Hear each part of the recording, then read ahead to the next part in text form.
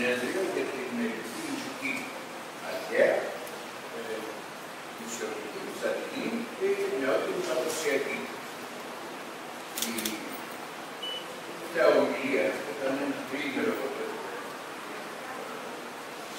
συμπόσιο διεθνές. Η τελευταία ομιλία ήταν αυτή για τον Μανιάτη, το οποίο δεν το είχαν και πολύ στο πρόγραμμά τους και εμβόλυμα κάπως το κατάφερε να το περάσει γιατί σταματήσαμε στη δημοτική μουσική και όχι στο ρεμπέτικο. Παρόλο αυτό το διαβάζω, το έδωσα το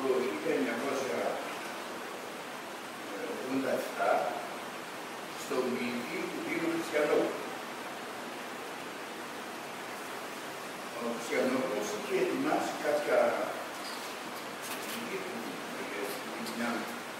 όχι τεταμένη, για να πει σε κάποιο λεξικό ή σε κάποια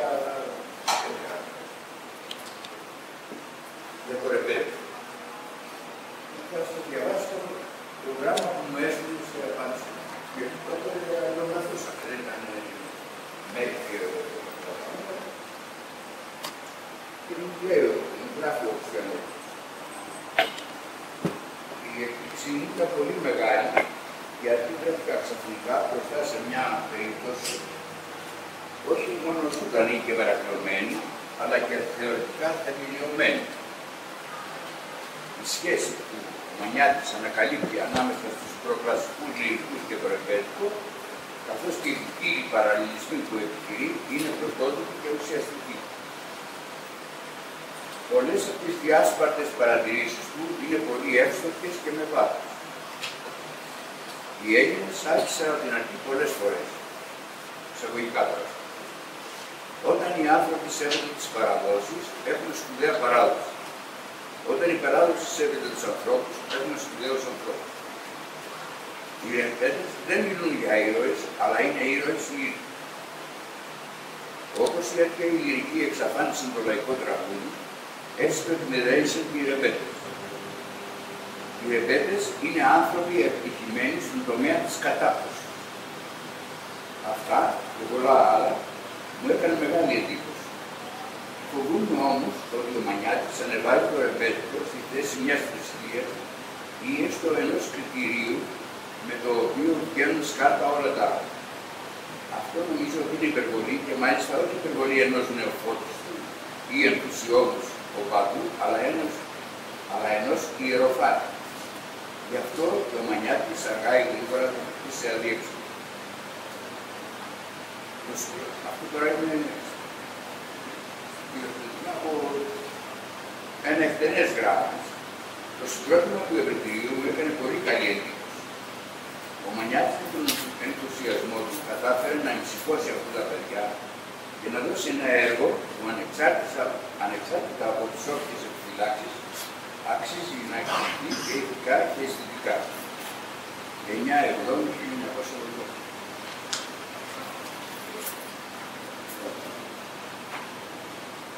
Το όργανο των λυρικών ποιητών ήταν κυρίως ευάλωτο σε αυτό το όργανο.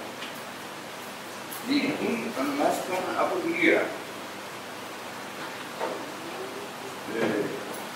Λυρικοί τους ονόμασαν οι Αλεξανδρίνοι, δεν ήταν γιατί δεν ονόμασαν τον εαυτό τους. Αυτούς τους ονομάζαν ποιητές. Οι Αλεξανδρίνοι που οι λόγοι και οι γραμματικοί που άρχισαν να κατατάσσουν τους ποιητές και τους ονόμασαν λυρικούς επειδή τα βήματά τους τα παίζανε, τα τραγούδια. Παίζανε με την λύρα και χορεύονται. Δεν ήταν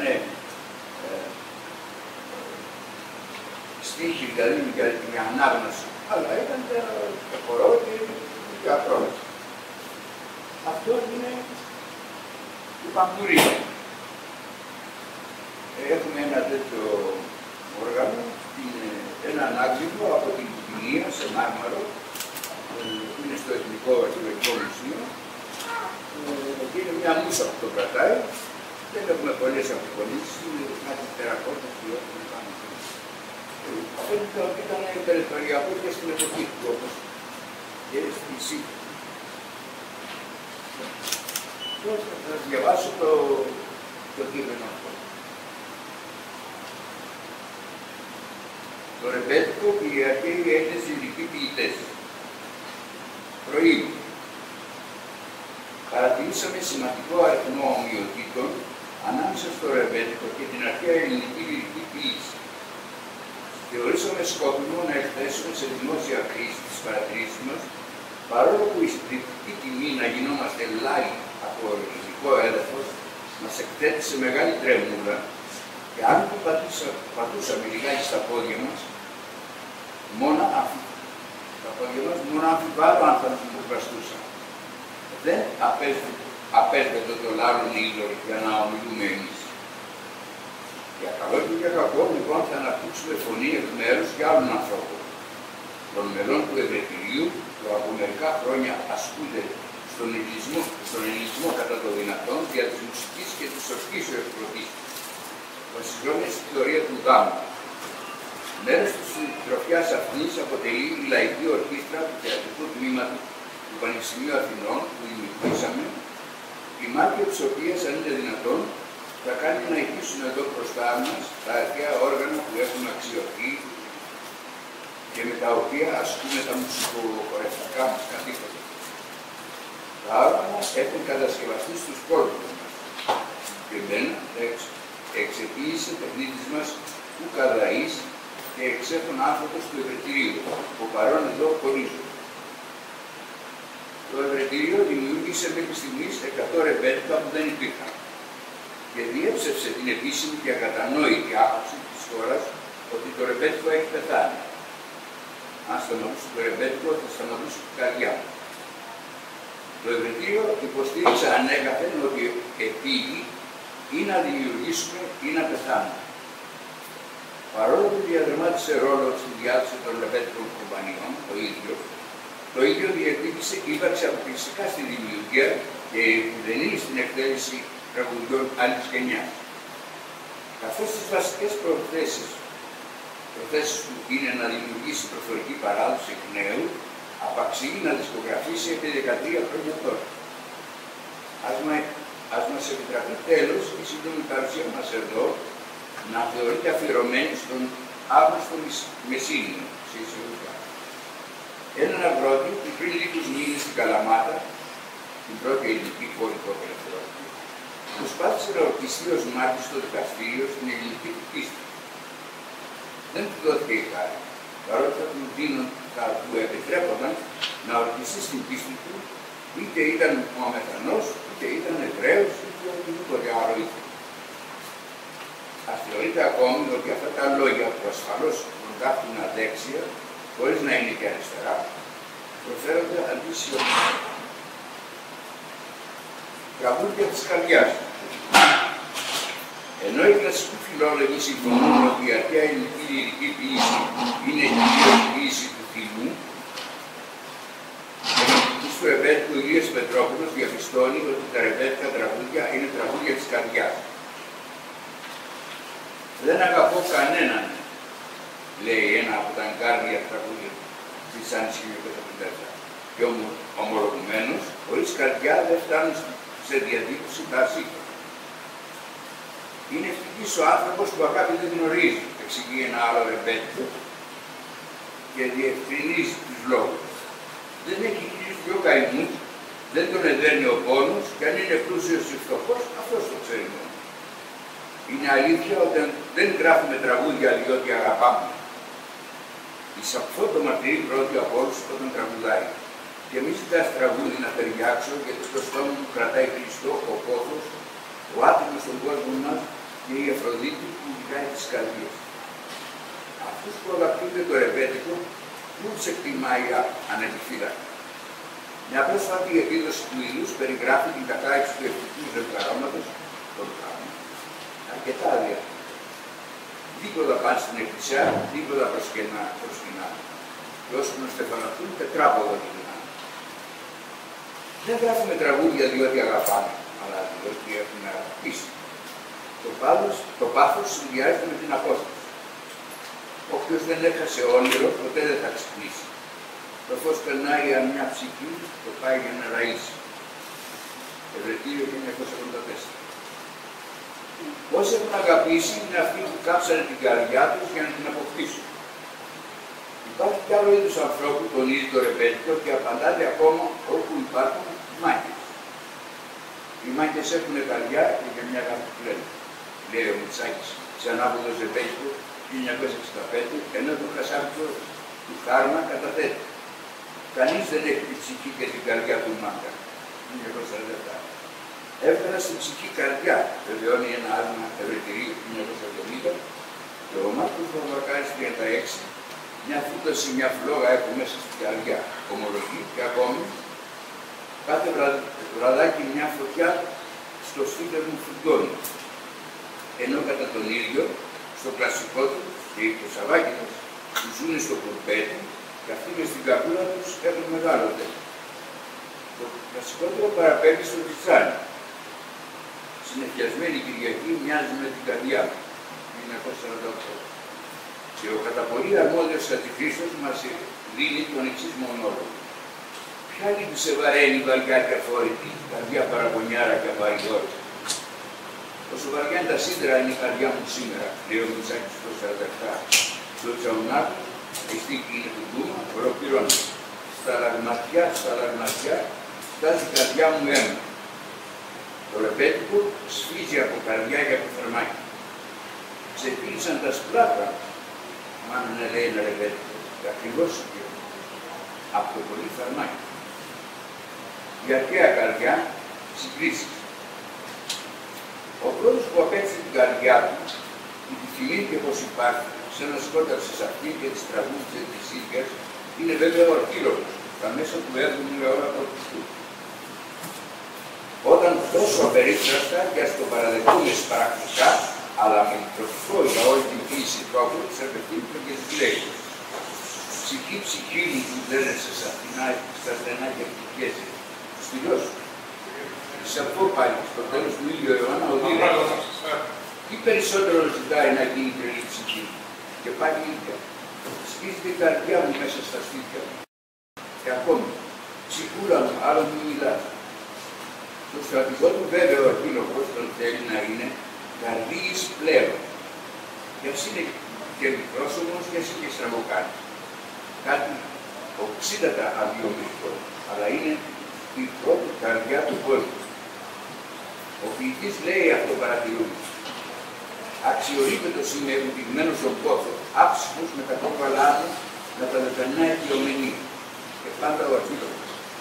Τέτοια λαχτάρα ερωτική αναδεύτηκε στην καρδιά μου και έξω μου και πάνω στα μάτια μου, κλέβοντας από τα στήθη μου τις απαλές μου φρένες. Θα συγκρίσω τραγουδάει σχετικά. Τα πάντα ο Μίκης σκέπασε, δεν βλέπω να βαδίσω. Χωρίς εσένα χάνομαι, πώς θα σ' ακολουθήσω. 1947. Μόνο η στίχη μου θα δείξει. Ο Ανακραίων λέει, εσύ κρατάς τα ενία της ψυχής σου και πατικρίνω στο προηγούμενο. Κυβέρνεσαι εσύ τα βήματά μου. Φωτιά μου ανάβεις, λέει ένα απόσπασμα του αυτού. Που είχες ανάψει μια φωτιά, λέει κατά λέξη ο Μάρκος το 1937. Εθνάκι θέλω, τραγουδάει πάνω σε ένα φωτισμό εις αυτό. Θέλω να πεθάνω για να μην πονώ, λέει ακριβώς το ρεμπέτικο του καιρού. Άλλο ποίημα της αυτού. Είδα στον υλό τον Ερμή και του είπε, Άννα, πώς χάθηκε η ζωή μου και δεν χαίρομαι, μη του τα πω τι θέλω, μα πάντως με κατέχει, να δω τις όχθες του αρχαίρωτα, σκεπασμένες μελωτούς και δοσοστάλιες. Και ο Μάρκος μόλις το 1960. Τι πάθος ατελείωτο που είναι το δικό μου, άλλοι να θέλουν τη ζωή και εγώ σε παναχώμη. Όσο η νύχτα σκοτεινή, έτσι είναι και η καρδιά μου, και σαν τη σιγανή βροχή τρέχουν τα δάκρυά μου. Θα πάω να έβρω μια σπηλιά, πέτρες και με χώμα, και εκεί θα αφήσω κόκαλα, ζωή, ψυχή και σώμα. Απελπίστηκα μανούρα το χαρόματος μου, λέει στο ρεφρέν. Ο Μάρκος δεν έχει ακέρωτα, γι' αυτό θα πάει να βρει σπηλιά. Επίσης δεν έχει ερμή, γι' αυτό βεθύνεται στη μανούρα. Έρωθε τι να ξέρει φρένας ως άνεμος κατόρος βρύσει. Όπως ο άνεμος που κοιμάται τις ενεργείες πάνω στα βουνά, ο έρωτας μου τίναξε τα μυαλά, λέει Σαρκό και το ρεπέτικο του Ευεργετηρίου. Ως την καλύτερη καρδιά πιτεύουμε μια σφαίρα, σε φύτεψα και τίναξα το νου μου στον αέρα. Στον αρχίδρομο που καμένος από προδομένον έρωτα επενεί τη γυναίκα που δεν είναι ούτε άπιστος ούτε διπλόη, δηλαδή πρόσωπο, ο Χατζηχρήστος 1939, σαν να συμπαρίσταται, απευθύνεται κάπου. Μην είσαι ψεύτρα αντίγνωμη, μην μιλάς με μάσκα. Ο αρχίδρομος πάει. Είναι ο Βούδη. Ας τη χαρεί όποιος άντρας θέλει, την παραγγελωμένη. Πράσινη.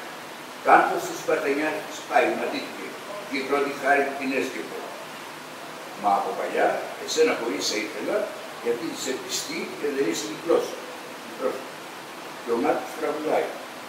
Δεν σε θέλω πια, δεν είσαι ωραία, γέρασες και πια δεν σε αγαπώ. Αγάπησα καλύτερη και νέα, γιατί τα αγνάτη στα φιλιά βραδιές με το 1957. Στο καλλιπρόσωπο παιδί που ασωτεύει κρυφά, ο Ανακραίων τραγουδάει το εξής. Η μάνα σου σε κρατάει σημάδι στο σπίτι και σε αναστέλει, αλλά εσύ γυρίζεις τους αγρούς με ενθουσιασμό. Και ο Μάρκος με τη φιλαλήθειά του, πληρωμένων βέβαια των αναλογιών, με έστελνε η μανούλα μου σχολεία για να πηγαίνω και εγώ κρατούσα στα βουνά με μάγκες να φουμέρω. 1936. Την έλλειψη εμπιστοσύνης του Ρεπέτη προς τα άλλα είδη ανθρώπων εκφράζει επιγραμματικά το 25ο σχόλιο από τα συμποτικά που διασώζει ο Αθήνιος.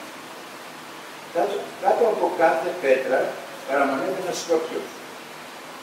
Άγνωστος προέλευση τραγούδια από τα αντικά συμποτικά λέει: ο φίλος πρέπει να είναι ευθύς και όχι να σκέφτεται στραβά. Το ίδιο πρεσβεύουν ο Ανακραίων, ο Αρχαίος, ο Εικόνας, ο Αρχίλος. Ένα τραγούδι που άλλοι αποδίνουν στον Εικόνα και άλλοι στον Αρχίλογο, ακόμους οι δυο τους, περιέχει τις εξής κατάρες για άνθρωπο που πρόδωσε και αδίκησε φίλο. Θαλασσοδερμένος, γυμνός και σε τραχιώδες άντρες καλός να πέσει. Αύριο των δεινών του τον τάραχο, να γεύεται σκλαβιάς ψωμί, να έχει μαργώσει από τα ρίγη, να τον κουβαριάζει κούνι με χιλιάδες φύγια, τα δόντια του να τον προταλίζει σαν σκυλί τα πίστομα, τέλεια παραλυμμένος, το σήμα του γυαλού, κάτω από τα κύματα, έτσι να δω εκείνον που φίλος κάποτε τους όρκους πάτησε και μια δίκηση. Ο Μάρκος πάλι, για οικείο πρόσωπο, που καταστρέφει κάποιον και το ρίχνει φυλακή ισοπίτη, εδώ πρόκειται για γυναίκα, τραγουδάει τα εξής ανάλογα. Τώρα θα κάνω έφεση για να με κάνουν όξο, τα πλούγα δορφόρισα και να σε πετσοκόψω. Θα σου ρίχνα πετρέλαιο, ύστερα να σε κάψω και μέσα στο ξεροπήγανο να πάμε σε πετράλαιο. Σε μια τέτοια μεγάλη δίκηση, λέει, τα προκλήτη θα είναι όπως τον έκτορ ο Αχιλλές που πονέσουν στο κάτω. Γράμμα στο Θεό. Σχολιάζοντας το τραγούδι, όπου ο Αρχίλογος απευθύνεται στον ίδιο τον ψυχισμό, ο Σδόξενος Σκιαδάς επισημαίνει τη λέξη αμηχανία. Στο πρώτο κιόλας στίχο του και λέει η χαρακτηριστική εισαγωγικά. Η χαρακτηριστική έννοια της λυρικής ποιήσης που δείχνει την αδυναμία και απορία του ανθρώπου καθορίζει το ανθρώπινο αντέξοδο. Η ψυχή μέσα σε συμφορές από όπου δεν υπάρχει διαφυγή. Ο Τσιζάνης στα 1951 λέει ακριβώς: γύρω παντού μαζώνουν μαύρα φίλτρα και διευκρινίζει. Μοίρες κακές μας φέραν στα διέξοδο. Είμαστε εμείς της χώρας στα ναυάγια και της ζωής καραβοζακισμένοι. Ο Αρχαίος πάλι λέει: δεν καταλαβαίνω την πάλι τον ανέμο, γιατί το ένα κύμα κυλά από μια μεριά και το άλλο από την άλλη. Και εμείς φερόμαστε μέσα στο μαύρο καράβι μας, καταποντημένοι από τη μεγάλη φουρτούνα. Εις αυτό εσωτερικοποιεί την αμηχανία. Δεν ξέρω τι να κάνω, τραγουδάει. Διχάστηκε το μυαλό. Ο Παπαϊωάννου, το 1938, προωθεί το διχασμό αυτόν ως το τραγιαγωγικό. Που αρχίζω και παραμιλώ με αυτή τη συμφορά μου.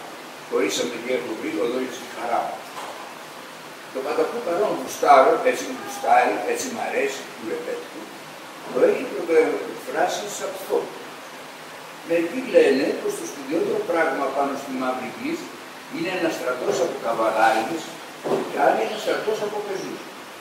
Εγώ όμως λέω πως το σπουδαιότερο είναι ό,τι τυχαίνει να αγαπάει ο καθένας.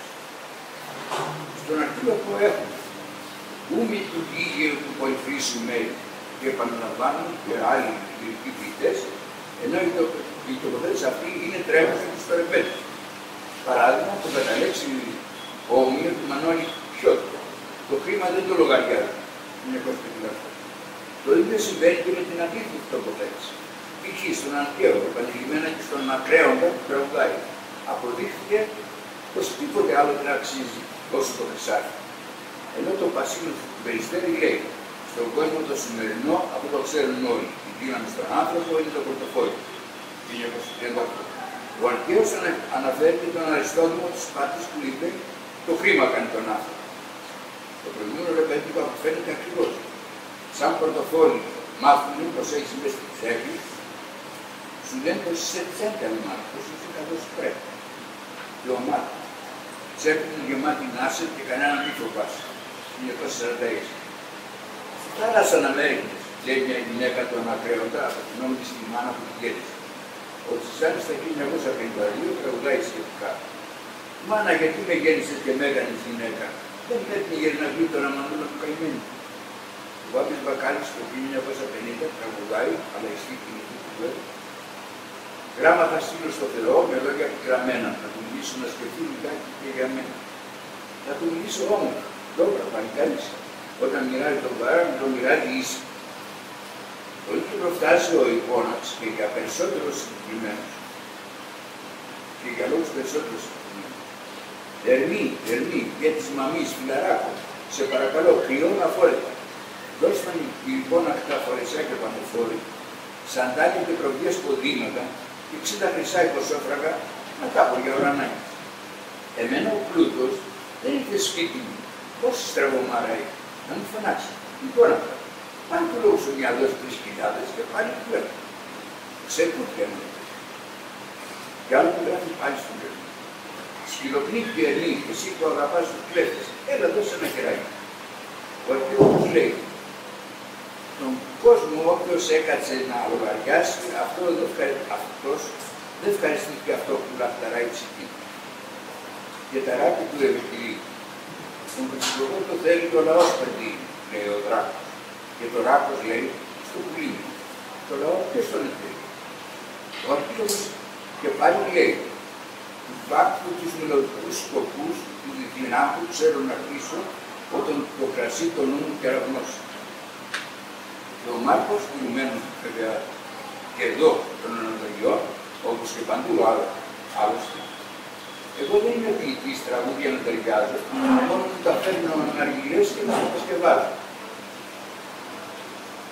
Δεν σώνονται τα παραδείγματα, γι' αυτό ας εξετάσουμε λίγο πώς είναι δυνατή αυτή η συγγένεια που μερικές φορές φτάνει να θυμίζει με παγκαλίδα.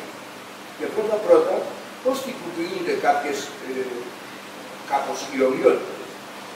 Αλλά προηγουμένως, ας επισημάνουμε κάτι ακόμα. Η απορία δεν μας έρχεται από το καθαρό μουσικό μέρος. Δεν απορούμε καθόλου αν οι ίδιοι τόποι που ήταν στην αρχαιότητα φημισμένοι για τις μουσικές τους επιδόσεις, όπως η Κρήτη και η Λέφος, είναι και σήμερα. Ούτε αν χρησιμοποιούμε στο κακευτικό μας παρόν τα κλίμακες, συστήματα και ρυθμούς της αρχαίας Ελλάδας. Γιατί αυτά τα στοιχεία εξυπηρετούν κάθε βάθος λόγου και λόγους μεταβολής τους είναι πολύ δύσκολο να εγγραφεί. Απορούμε πως σήμερα, μετά από 2,5 και πλέον χιλιάδες χρόνια, ερχόμαστε στα λόγια των Ελλήνων και νιώθουμε ατομικά όπως και εκείνοι. Οι Έλληνες άρχισαν από την αρχή πολλές φορές. Η πρώτη ήταν ασφαλώς όταν θεώρησαν ανεπαρκή για τις εκφραστικές ανάγκες της ελληνικής γλώσσας τη συμφωνική γραφή και επινόησαν το αλφάβητο. Ένα τέλειο σύστημα απόδοσης της ομιλίας που παραμένει διεθνώς ακόμη σήμερα αδιάσωστο. Αυτό το γεγονός, τα αλεξίλογα γράμματα, η φάρμακο της μνήμης, κατά τις σχετικές αρχαίες χρήσεις, δημιούργησε και ελληνική λογοτεχνία. Αυτό δηλαδή συνέβη όταν οι Έλληνες έγραψαν όπως μιλούσαν. αφού εμφύσισαν στη γραφή πνοή, ζωή, ενώ εκείνη έβγαζε τη δυνατότητα της διαιώνισης. Έτσι έγινε το ομηρικό. Άλλη αυτή είναι η Λυρική Επανάσταση. Η χειραφέτηση από το ομηρικό έθος προς χάρη της ανάλυσης της προσωπικής ψυχής που επιβάλλεται με τον Αρκύλοχο για τους λοιπούς ποιητές του 7ου και του 6ου αιώνα και είναι σχολείο του ανθρώπου. Ήδη αυτή είναι το σημάδισμα του λυρισμού σε μια πολιτική της πόλεως ποιήση ιδιαίτερα οργανωμένη που διδάσκει τον εξελληνισμό του χρόνου και συνιστά σχολείο για πολίτες. Είναι η τραγική ποιήση. Τέταρτη αρχή είναι η έλλειψη του κλασικού ανθρώπου, παραδειγματικού μέσα στην πόλη, που δεν περιμένει να είναι ενάρετος ο νόμος, αλλά επιδιώκει να είναι ενάρετος ο ίδιος, όπως ο Σοκράτης, ο Περικλής ή η αποτυχημένη περίπτωση του Αλκιβιάδας. Τίποτα από όλα αυτά δεν έγινε χωρίς την ελληνική μουσική και χωρίς τον ελληνικό μύθο. Η αναβαθμή της ελληνικής παρουσίας δεν είναι απλή και ενιαία πολιτισμική συσσόρευση ώστε να αποτείνουν ένα κάποιο πολιτισμό, αλλά διαδοτικοί ορίζοντες της επίγνωσης που ο καθένας μας αναδεικνύει ξεχωριστή και ιδιαίτερη ψυχική ζωή και εκείνοι προέκυψαν γιατί η παράδοση, μουσική, μύθος, γλώσσα τρώθηκε και αναστατώθηκε από τις μεγάλες μορφές με τις οποίες εκδηλώθηκε η αξίωση για νέα κάθε φορά ψυχική ζωή. Η ελληνική φύση της μουσικής, του λόγου και του μύθου είναι να τα αναμοκλέβει κανείς, δεν είναι να τα ασφάλει. Όταν οι άνθρωποι σέβονται την παράδοση, έχουν σπουδαία παράδοση. Όταν η παράδοση αναγκάζεται να σεβαστούν τους ανθρώπους, έχουν σπουδαίους ανθρώπους. Αυτό δεν είναι αντίον της έννοιας της παραδόσης. Ο Αρκύλοχος εξευκέλυσε αρχαία και ιερή παράδοση. Η παράδοση όμως τον τίμησε, κάνοντας να τον μιμούνται ως και στα ρωμαϊκά χρόνια Έλληνες και Ρωμαίοι. Υπάρχει λοιπόν μια παράδοση που τηρούμε και μια παράδοση που δημιουργούμε.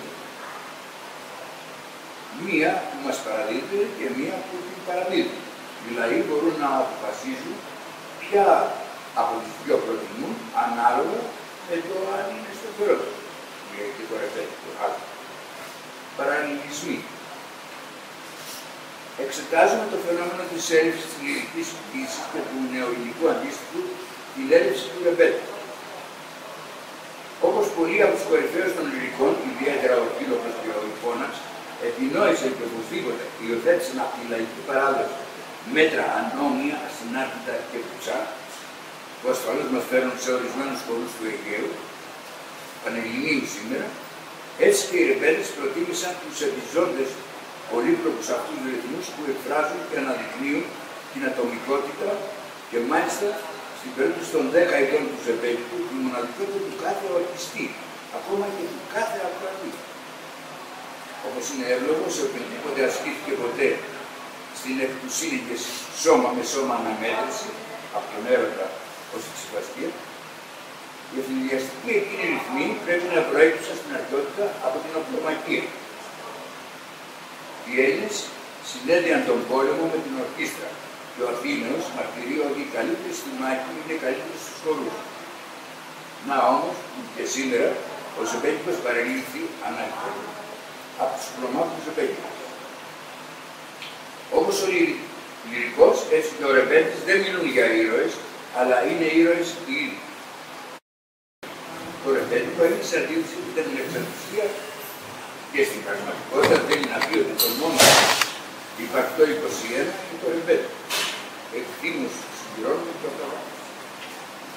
Όπως η λυρική ποιήση προετοίμασε την έλευση, την γέννηση, μπορούμε να πούμε, της δημοκρατίας στην αρχαία Ελλάδα, το ίδιο και το ρεπέτικο έχει σε αντίθεση με την εξαρτησία και στην πραγματικότητα θέλει να πει ότι το μόνο υπαρκτό 21 είναι το ρεπέτικο. Εκτίμους συμπληρώνουν το πρόγραμμα. Όπως η λυρική ποιήση προετοίμασε την έλευση, την γέννηση, μπορούμε να πούμε, της δημοκρατίας στην αρχαία Ελλάδα, το ίδιο και το ρεπέτικο